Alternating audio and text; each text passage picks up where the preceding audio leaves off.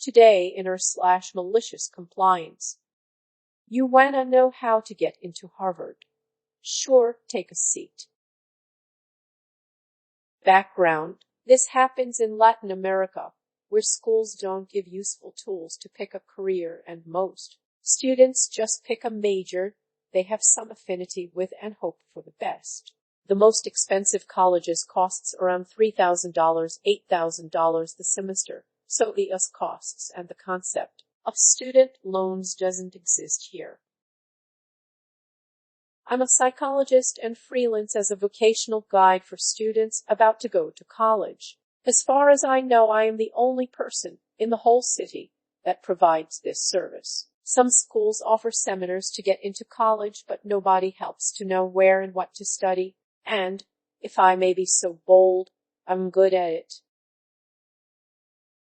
I'm concise and thorough. I interview parents, analyze all the students' grades since grade school, calculate the family, college budget, apply 3 different personality and aptitude tests, explore life plan beyond college, ambitions outside of work, possible workplaces in the country and outside of salary ranges, best colleges depending on the major, scholarships, you name it. It's a personalized job.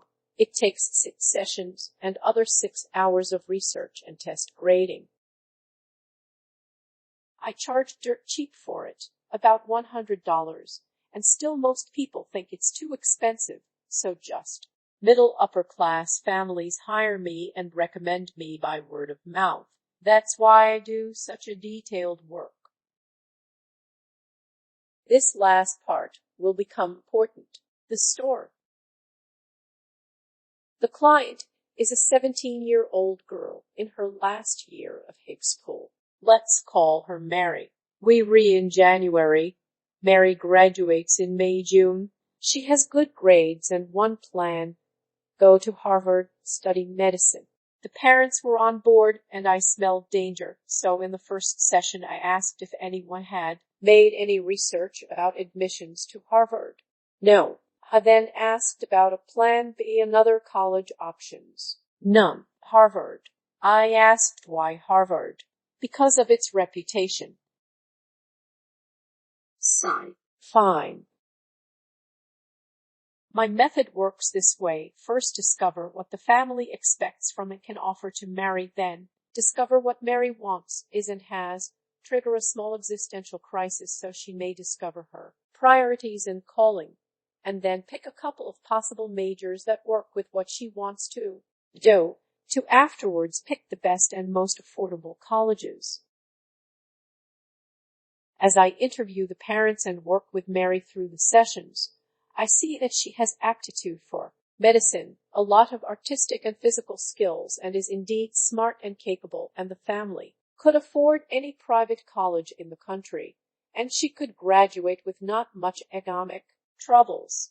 After 4 sessions, she has already found her calling, picked possible majors. Now, it's time to pick a college, and she still only knows Harvard. I try to dive deep into that, but there is no depth. She just knows Harvard is the greatest college in the world, so she wants to go there. If a client asks me to investigate a college, I'll do it, be it national or international. She is the first to ask for Harvard, so I did a quick research that tells me it's practically impossible, and that it will take me extra hours from what it usually takes me, so I ask again, are you sure your first choice is Harvard? Even though millions of people apply every year, sheer cost of travel, food, housing, etc. is very steep, and you have less than 4 months to apply, because if it's true, I'll research it, but you will sit and hear all of it. Yes, she is sure. Oh, but maybe the University of Cambridge as a second option. Fine. Malicious compliance. I did all the math. Housing, food, travel, textbooks, all. I also researched the whole 8-step process to get into Harvard as a foreigner. Spoiler alert, it's a pain in the ass. Hell, The date for the first 3 steps already had passed, and she didn't have what it took to satisfy the other requisites. I researched scholarships, price of organs. This will come handy later, and everything of the two colleges. On top of that, I also do my dues and research the national options for medicine and her other choices. It took me an extra 3 hours to do so, but I'm a professional, and quality gets me the next job. The day of the session arrives, and I present to her all the national colleges. Pros, cons, prices, location, mission, student profile, prizes and certifications, etc. She seems convinced in applying to a handful of them. Now we get to Harvard and Cambridge. First, I drop the price of medicine in Harvard. Her giddiness disappears as she counts the zeros and just gives up. Oh no, young lady. You wanted to know about Harvard. You are gonna learn about Harvard. I drop number after number. How much it would cost with the best possible scholarship. Let's add the cheapest rent, the cheapest food. Let's ignore textbooks. All in all, still can't afford a year. Let's multiply that for 4 years. Let's see how much it would cost if you take out some loans.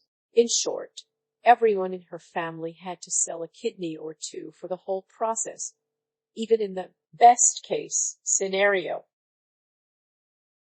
She dismisses Harvard and doesn't want to know about Cambridge anymore. Oh no, we're not done. Now I explain step by step all that she has to do to get into Harvard in the first place. The tests, the essays, the SATs, the extracurricular activities and achievements. The test in our country already passed. She would have to fly to the USA in a week to take the test she hasn't prepared for, and its cost is added to the kidney budget. And then I add the statistics. I show her Harvard's official application statistics. How many apply to medicine? How many pass the test? How many get in? How many graduate? And then Cambridge. After about an hour of me explaining and dropping paper after paper, I conclude with this. If you want to get into Harvard, you have to start getting extracurricular credits since 5 years ago, work 2 jobs since 3 years ago, and have perfect scores in school since 2 years ago. Harvard is like the Olympics. You don't wake up one day and decide you want to go. You work your whole life to maybe have the chance to be there. I even gave her the option of taking Harvard as a foreign exchange program from some of the other colleges or taking a master's degree there, to not act like it's just impossible. At the end, she did the sensible thing and picked a viable option, and good for her. Just learn that if you are gonna make me waste my time in a near impossible option, I'm gonna make you sit and listen through all of it, even if you give up at the first step. Told her girl with no logistical, economical, academical nor geographical way of getting into Harvard or Cambridge in 4 months wants to know all the steps to get there, so she gets an 1-hour lecture of all the steps, even though she gave up on step 1. Thanks for listening.